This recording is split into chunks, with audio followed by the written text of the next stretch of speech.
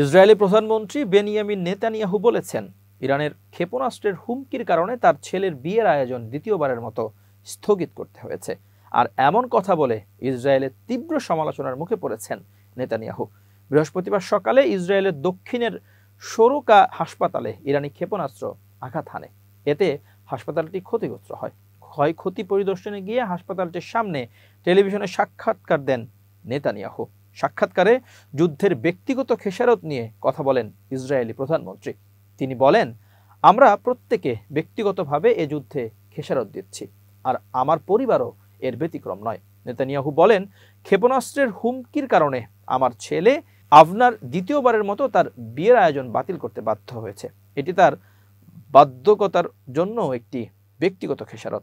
আর আমি বলতে চাই, আমার প্রিয় স্ত্রী একজন বীর, সেও এই যুদ্ধের একটি ব্যক্তিগত খেসারত দিচ্ছে।